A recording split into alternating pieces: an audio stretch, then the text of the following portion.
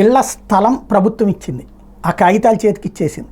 మీరు ఇల్లు కట్టుకోండి డబ్బులు ఇస్తాము ఒకటి, మీరు ఏం నిర్ణయించుకుంటారు చెప్పండి అని రెండు, మీరు కట్టుకోలేమంటే చెప్పండి మేము కట్టించిస్తాం అంటే కొన్నిటికేమో సరుకులు ఇస్తాం కట్టుకోవడం, కొన్నిటికి మొత్తం మీరే కట్టేసుకోండి, కొంతమంది ఏమో కంప్లీట్గా ప్రభుత్వాన్ని కట్టమంది, అది ఆప్షన్ 3. దీని కింద రాష్ట్ర వ్యాప్తంగా 3.51 లక్షల మంది ప్రభుత్వాన్నే కట్టించి ఇవ్వమన్నారు.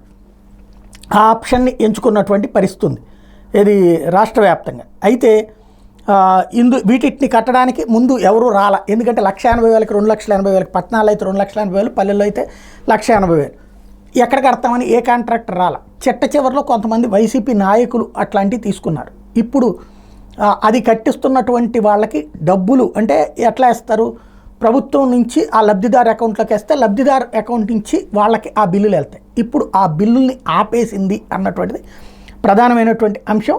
4,028 ఇళ్ల లబ్ధిదారులకు సంబంధించి 11.5 కోట్ల రూపాయల బిల్లుల్ని 234 ఏజెన్సీల ఖాతాల్లోకి బదిలీ చేయడానికి గృహ నిర్మాణ సంస్థ బ్యాంకుకి లేఖ రాస్తే బిల్లులు ప్రాసెస్ చేసే ఏజెన్సీల ఖాతాల్లోకి బదిలీ చేయడానికి బ్యాంకులు సిద్ధమవుతున్న టైంలో నిలిపివేశారు.